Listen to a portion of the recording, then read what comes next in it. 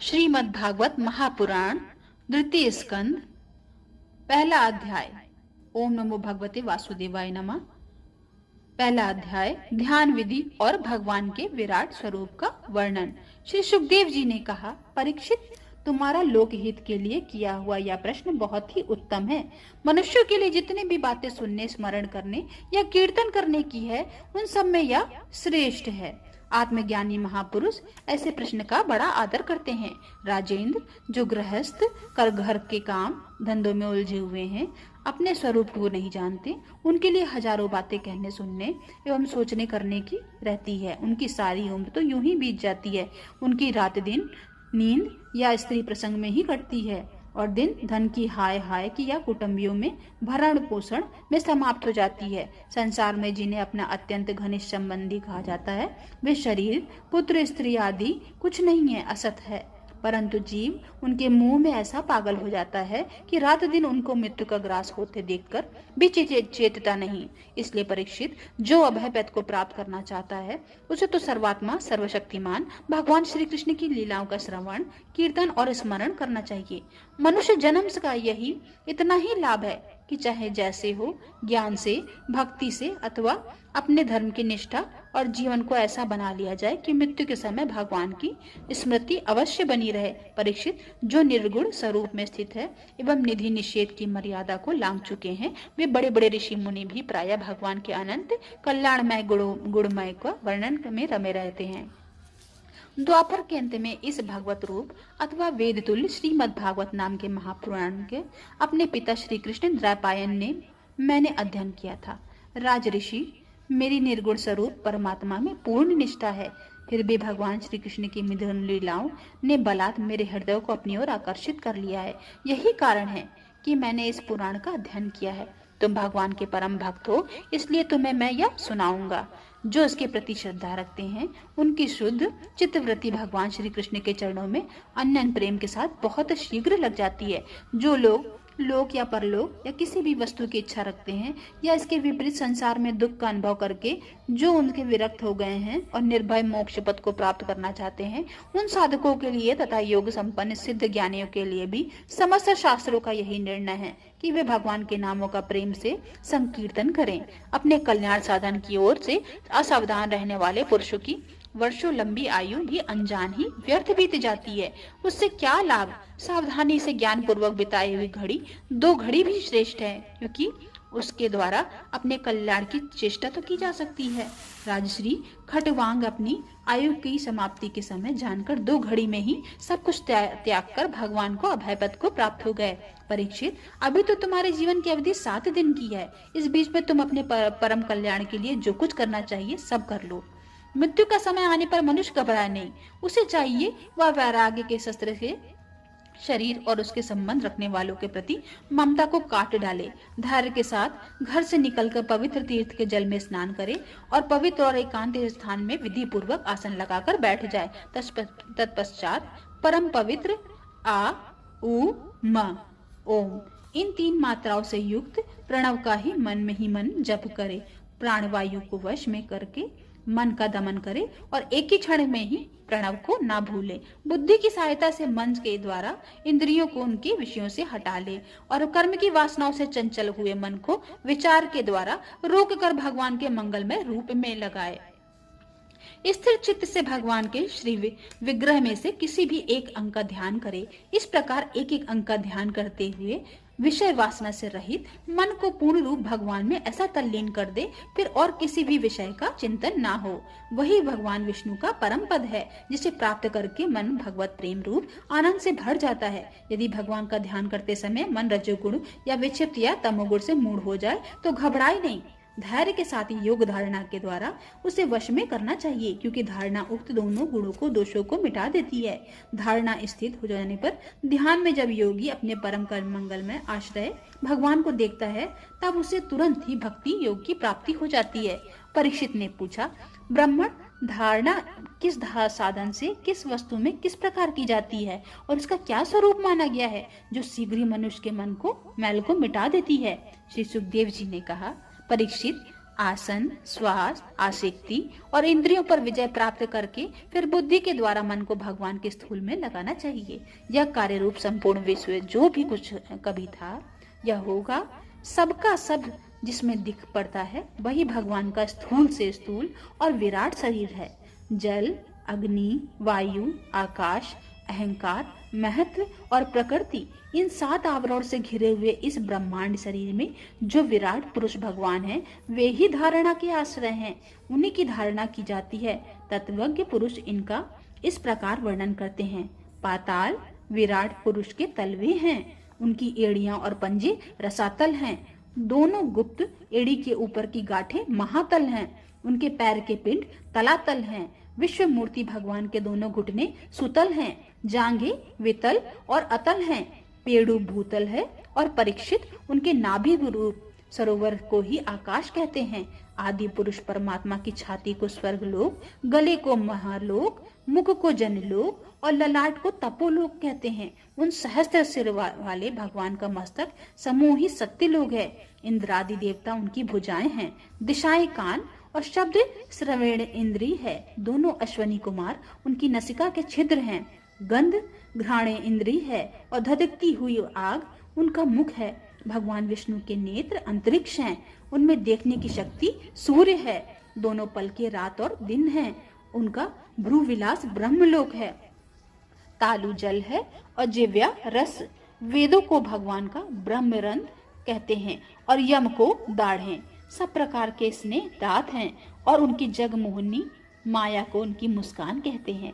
यह अनंत सृष्टि उसी माया का काटाक्ष विक्षेप है। लज्जा ऊपर का होठ और लोभ नीचे का होठ है। धर्म स्तन और अधर्म पीठ है। प्रजापति उनके मूत्रेंद्रिय है। मित्रा वरुण अंडकोश है। समुद्र कोक है और बड़े बड़े पर्वत उनकी हड्डियां हैं। राजन विश्व मूर्ति विराट पुरुष की नाड़ियां नदियां हैं। वक्ष रोम है। परम प्रबल वायु श्वास है। काल उनकी चाल है और गुड़ों को चक्कर चलाते रहना ही उनका कर्म है। परीक्षित बादलों ही उनका केश मानते हैं। संध्या उन अनंत का वस्त्र है। महात्माओं ने अव्यक्त मूल प्रकृति को ही उनका हृदय बतलाते हैं और सब विकारों का खजाना उनका मन चंद्रमा कहा गया है। महत्व को सर्वात्मा भगवान का चित्त कहते हैं और रुद्र उनके अहंकार कहे गए हैं। घोड़े खच्चर ऊंट और हाथी न उनके नख हैं। वन में रहने वाले सारे मृग और पशु उनके कटी प्रदेश में स्थित हैं। तरह तरह के पक्षी और अद्भुत रचना कौशल है। स्वयं अनुभव मनु उनकी बुद्धि है और मनु की संतान मनुष्य उनके निवास स्थान है। गंधर्व विद्याधर चारण और अप्सराएं उनके शरज आदि स्वरों की स्मृति है। दैत्य उनके वीर हैं। ब्राह्मण मुख क्षत्रिय भुजाएं वैश्य जंघाएं और शूद्र उन विराट पुरुष के चरण हैं। विविध देवताओं के नाम से जो बड़े बड़े द्रव्यमय यज्ञ किए जाते हैं वे उनके कर्म हैं। परीक्षित विराट भगवान के स्थूल शरीर का यही स्वरूप है। सो मैंने तुम्हें सुना दिया। इसी से मुमुक्षु पुरुष बुद्धि के द्वारा मन को स्थिर करते हैं, क्योंकि इससे भिन्न और कोई वस्तु नहीं है। जैसे स्वप्न देखने वाला स्वप्नावस्था में अपने आप को ही विविध पदार्थों के रूप में देखता है, वैसे ही सबकी बुद्धि वृत्तियां के द्वारा सब कुछ अनुभव करने वाला सर्वांतयामी परमात्मा भी एक ही है। उन सत्य स्वरूप आनंद निधि भगवान का ही भजन करना चाहिए। अन्य किसी भी वस्तु में आसक्ति नहीं करनी चाहिए, क्योंकि यह आसक्ति जीव के अंध पतन का हेतु है। प्रथम अध्याय समाप्त। द्वितीय स्कंद दूसरा अध्याय भगवान के स्थूल और सूक्ष्म रूपों की धारणा तथा कर्म मुक्ति और सगो मुक्ति का वर्णन। श्री सुखदेव जी कहते हैं, सृष्टि के प्रारंभ में ब्रह्मा जी ने इसी धारणा के द्वारा प्रसन्न हुए भगवान से वह सृष्टि विषयक स्मृति प्राप्त की थी, जो पहले प्रलय काल में विलुप्त हो गई थी। इससे उनकी दृष्टि अमोघ और बुद्धि निश्चयात्मिकता हो गई थी। तब उन्होंने इस जगत को वैसे ही रचा जैसे यह प्रलय के पहले था। वेदों के वर्णन शैली भी इस प्रकार की है कि लोगों की बुद्धि स्वर्ग आदि निरर्थक नामों के फेर से फंस जाती है। जीव वहां सुख की वासना से स्वप्न ही देखता हुआ भटकने लगता है, किंतु उन मायामय लोगों में कहीं भी उसे सच्चे सुख की प्राप्ति नहीं होती है। इसलिए विद्वान पुरुषों को चाहिए कि वह विविध नाम वाले पदार्थों से उतना ही व्यवहार करे जितना प्रयोजनीय हो। अपनी बुद्धि को उनकी निस्सारता के निश्चय से परिपूर्ण रखें और एक क्षण के लिए भी असावधान ना हो। यदि संसार के पदार्थ प्रारब्धवश बिना परिश्रम के यूं ही मिल जाएं, तब उनके उपार्जन का परिश्रम व्यर्थ समझकर उनके लिए कोई प्रयत्न ना करें। जब जमीन पर सोने से काम चल जा सकता है, तब पलंग के लिए प्रयत्न करने से क्या प्रयोजन। जब भुजाएं अपने को भगवान की कृपा से स्वयं ही मिली है, तब तकियों की क्या था आवश्यकता। जब अंजलि से काम चल सकता है, तब बहुत से बर्तन क्यों बटोरें। वृक्ष की छाल पहनकर या वस्त्रहीन रहकर भी यदि जीवन की धारणा किया जा सकता है, वस्त्रों की क्या जरूरत। पहनने को क्या रास्तों में चिथड़े नहीं है। भूख लगने पर दूसरों के लिए ही शरीर धारण करने वाले वृक्ष या फल फूल की भिक्षा नहीं देते। जल चाहने वालों के लिए नदियां क्या बिल्कुल सूख गई हैं। रहने के लिए क्या पहाड़ों की गुफाएं बंद कर दी गई हैं। अरे भाई, सब ना सही, क्या भगवान भी अपने शरणागतों की रक्षा नहीं करते। ऐसी स्थिति में बुद्धिमान लोग भी धन के नशे में चूर घमंडी धनियों की चापलूसी क्यों करते हैं। इस प्रकार विरक्त हो जाने पर अपने हृदय में नित्य विराजमान स्वतः सिद्ध आत्मस्वरूप परम प्रेतम परम सत्य जो अनंत भगवान है, बड़े प्रेम से आनंद से दृढ़ निश्चय करके उन्हीं का भजन करें, क्योंकि उनके भजन से जन्म मृत्यु के चक्कर में डालने वाला अज्ञान नाश हो जाता है। पशुओं की बात ही तो अलग है, परंतु मनुष्यों में भला ऐसा कौन होगा जो लोगों के संसार रूप वैतरणी नदी में गिरकर अपने कर्मजन्य दुखों को भोगते हुए देखकर भी भगवान का मंगलमय चिंतन नहीं करेगा। इस असत विषय भोगों में ही अपने चित्त को भटकाने देगा। कोई साधन अपने शरीर के भीतर हृदय काश में विराजमान भगवान के प्रादेश मात्र स्वरूप की धारणा करते हैं। वे ऐसा ध्यान करते हैं कि भगवान की चार भुजाओं में शंख, चक्र, गदा और पद्म है। उनके मुख पर प्रसन्नता झलक रही है। कमल के समान विशाल और कोमल नेत्र हैं। कदम्ब के पुष्प के सर के समान पीला वस्त्र धारण किए हुए, भुजाओं में श्रेष्ठ रत्नों से जड़े हुए सोनों के बाजूबंद शोभायमान हैं। सिर पर बड़ा ही सुंदर मुकुट और कानों में कुंडल है, जिनमें जड़े हुए बहुमूल्य रत्न जगमगा रहे हैं। चरण कमल योगेश्वरों में खिले हुए हृदय कमल की कर्णिका पर विराजित हैं। उनके हृदय पर श्रीवत्स का चिन्ह एक सुनहरी रेखा है। गले में कौस्तुभ मणि लटक रही है। वक्षस्थल पर कभी नक को मालने वाली वनमाला से घिरा हुआ है। वे कमर पे करदनी, उंगलियों में बहुमूल्य अंगूठी, चरणों में नूपुर और हाथों में कंगन आदि आभूषण धारण किए हुए हैं। उनकी बालों की लट इतनी चिकनी, निर्मल और घुंघराली और नीली है। उनका मुख कमल मंद मुस्कान से खिल रहा है। लीलापूर्ण, उन्मत्त हास्य और चितवन से शोभायमान भावों के द्वारा वे भक्त जनों पर अत्यंत अनुग्रह की वर्षा कर रहे हैं। जब तक मन की धारणा द्वारा स्थिर ना हो जाए, तब तक बार बार इन चिंतन स्वरूप भगवान को देखते रहने की चेष्टा करनी चाहिए। भगवान के चरण कमलों से लेकर उनके मुस्कान युक्त मुख कमल पर्यंत समस्त अंगों की एक एक करके बुद्धि के द्वारा धारणा करनी चाहिए। जैसे जैसे बुद्धि शुद्ध होती जाएगी, वैसे वैसे चित्त स्थिर होता जाएगा। जब एक अंग का ध्यान ठीक ठीक होने लगे, तब उसे छोड़कर दूसरे अंग का ध्यान करना चाहिए। ये विश्वेश्वर भगवान दृश्य नहीं, दृष्टा है। सगुण निर्गुण सब कुछ इन्हीं का स्वरूप है। जब तक इनमें अन्य प्रेममय भक्ति योग ना हो जाए, तब तक साधक को नित्य नैमित्तिक कर्मों के बाद एकाग्रता से भगवान के उपयुक्त स्थूल रूप का ही चिंतन करना चाहिए। परीक्षित, जब योगी पुरुष इस मनुष्य लोक को छोड़ना चाहें, तब देश और काल में मन को ना लगाएं। सुखपूर्वक स्थिर आसन में बैठकर प्राणों को जीतकर मन से इंद्रियों का संयम करें। तदंतर अपनी निर्मल बुद्धि से मन को नियमित करके मन के साथ बुद्धि को क्षेत्र में और क्षेत्र को अंतरात्मा में लीन कर दें। फिर अंतरात्मा को परमात्मा में लीन करके धीर पुरुष उस परम शांतिमय अवस्था में स्थित हो जाए। फिर उसके लिए कोई कर्तव्य शेष नहीं रहता। इस अवस्था में सत्वगुण भी नहीं है, फिर रजोगुण और तमोगुण की बात ही क्या। अहंकार, महत्व और प्रकृति का भी वहां अस्तित्व नहीं है। उस स्थिति में जब देवताओं का नियामक काल की भी दाल नहीं गलती, तब देवता और उनके अधीन रहने वाले प्राणी तो यह रह ही कैसे सकते हैं योगी लोग, या नहीं। इस प्रकार परमात्मा से भिन्न भिन्न पदार्थों का त्याग करना चाहते हैं और शरीर तथा उसके संबंधी पदार्थों में आत्मबुद्धि का त्याग करके हृदय द्वारा पद पद पर भगवान के जिस परम पूज्य स्वरूप का आलिंगन करते हुए अन्य प्रेम से परिपूर्ण रहते हैं, वही भगवान विष्णु का परम पद है। इस विषय में समस्त शास्त्रों की सम्मति है। ज्ञान दृष्टि के बल से जिसकी चित्त की वासना नष्ट हो गई है, उस ब्रह्मनिष्ठ वशिष्ठ योगी को इस प्रकार अपने शरीर का त्याग करना चाहिए। पहले एड़ी से अपनी गुदा को दबाकर स्थिर हो जाए, तब बिना घबराहट के प्राणवायु को षट चक्र भेदन की रीति से ऊपर ले जाएं। मनस्वी योगी को चाहिए कि नाभि चक्र, मणिपूरक में स्थित वायु को हृदय चक्र, अनाहत में वहां से उदान वायु को द्वारा वक्षस्थल के ऊपर विशुद्ध चक्र में, फिर उस वायु को धीरे धीरे तालु मूल में विशुद्ध चक्र के अग्रभाग में चढ़ा दे। तदंतर 2 आंख, 2 कान, 2 नास छिद्र और 2 मुख, इन 7 छिद्रों को रोककर उस तालु मूल को स्थित वायु में भवों के बीच आज्ञा चक्र में ले जाए। यदि किसी लोक में जाने की इच्छा न हो तो आधी घड़ी तक इस वायु को रोककर स्थिर लक्ष्य के साथ उसे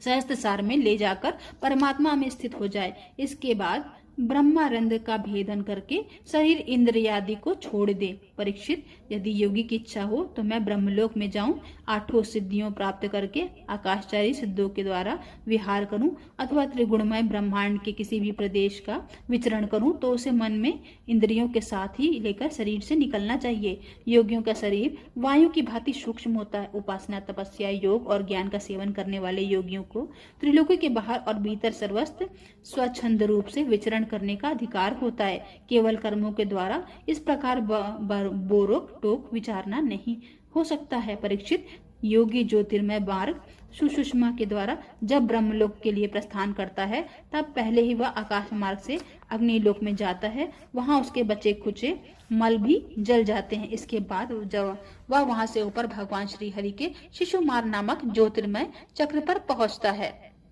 भगवान विष्णु का शिशुमार चक्र विश्व ब्रह्मांड के भ्रमण का केंद्र है। उसका अतिक्रमण करके अत्यंत सूक्ष्म एवं निर्मल शरीर से वह अकेले ही महलों कर्मों जाता है। वह लोक ब्रह्मवेताओं के द्वारा भी वंदित है और उसमें कल्प पर्यंत जीवित रहने वाले देवता विहार करते रहते हैं। फिर जब प्रलय का समय आता है, तब नीचे के लोकों का शेष ही मुख निकाली हुई आग के द्वारा भस्म होते देख वह ब्रह्मलोक में चला जाता है। जिस ब्रह्मलोक में बड़े बड़े सिद्धेश्वर विमानों पर निवास करते हैं, उस ब्रह्मलोक की आयु ब्रह्मा की आयु के समान ही 2 पराद्र की है। वहां न शोक है, न दुख है, न बुढ़ापा है और न मृत्यु है। फिर वहां किसी प्रकार का उद्वेग या भय तो हो ही नहीं सकता। वहां यदि दुख है तो केवल एक ही बात का, वह यही कि तुम परमवत को जानने वाले लोगों का जन्म मृत्यु में अत्यंत घोर संकटों को देखकर दयावश वहां के लोगों के मन में बड़ी व्यथा होती है। सत्यलोक में पहुंचने के पश्चात वह योगी निर्भय होकर सूक्ष्म शरीर को पृथ्वी से मिला देता है और फिर उतावली न करते हुए 7 आवरणों का भेदन करता है। पृथ्वी रूप से जल को और जल रूप से अग्निमय आवरणों को प्राप्त होकर वह ज्योति रूप वायु रूप आवरण में आ जाता है और वहां से समय पर ब्रह्म की अनंतता का बोध कराने वाले आकाश रूप आवरण को प्राप्त करता है।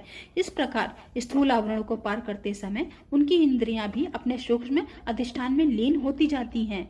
घ्राण इंद्री गंधत मात्रा में, रस तन मात्रा में, नेत्र रूप तन मात्रा में, त्वचा स्पर्श तन मात्रा में, श्रोत शब्द तन मात्रा में और कर्मेंद्रियां अपनी अपनी क्रिया शक्ति में मिलकर अपने अपने सूक्ष्म स्वरूप को प्राप्त हो जाती हैं। इस प्रकार योगी पंचभूतों के स्थूल सूक्ष्म आवरणों को पार करके अहंकार में प्रवेश करता है। वहां सूक्ष्म भूतों को तामस अहंकार में, इंद्रियों को राजस अहंकार में तथा मन को इंद्रियों के अधिष्ठिता देवताओं के सात्विक अहंकार में लीन कर देता है। इसके बाद अहंकार के सहित लय रूप गति को द्वारा महत्व के प्रवेश करके अंत में समस्त गुणों के लय स्थान प्रकृति रूप आवरण में जा मिलता है। परीक्षित, महाप्रलय के समय प्रकृति रूप आवरण का भी लय हो जाने पर वह योगी स्वयं आनंद स्वरूप होकर अपने उस निवारण रूप से आनंद स्वरूप शांत परमात्मा को प्राप्त हो जाता है, जिससे इस भगवन्मय गति की प्राप्ति हो जाती है। फिर उसे संसार में नहीं आना पड़ता।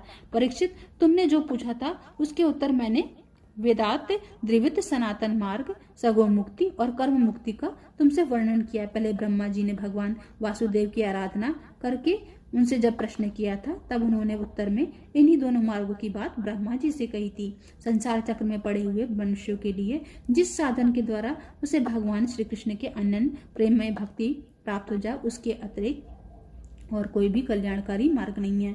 भगवान ब्रह्मा ने एकाग्र चित्त से सारे वेदों का 3 बार अनुशीलन करके अपनी बुद्धि से यही निश्चय किया कि जिससे सर्वात्मा भगवान श्री कृष्ण के प्रति अन्यन प्रेम प्राप्त हो वही सर्वश्रेष्ठ धर्म है। समस्त चर अचर प्राणियों में उनके आत्मारूप से भगवान श्री कृष्ण की लक्षित होते हैं, क्योंकि ये बुद्धि आदि दृश्य पदार्थ उनका अनुमान कराने वाले लक्षण हैं। वे इन सब के साक्षी एकमात्र दृष्टा है परीक्षित। इसलिए मनुष्य को चाहिए कि सब समय और सभी स्थितियों में अपनी संपूर्ण शक्ति भगवान श्री हरि का श्रवण, कीर्तन और स्मरण करें। राजन, संत पुरुष आत्मस्वरूप भगवान की कथा को मधुर अमृत बांटते ही रहना है। जो आपके कान में दोनों में भर भर कर उनका पान करते हैं, उनके हृदय में विषयों का विषैला प्रभाव जाता रहता है, वह शुद्ध हो जाता है और वे भगवान श्री कृष्ण के चरण कमलों की सन्निधि और प्राप्त कर लेते हैं। इति दूसरा अध्याय समाप्तम।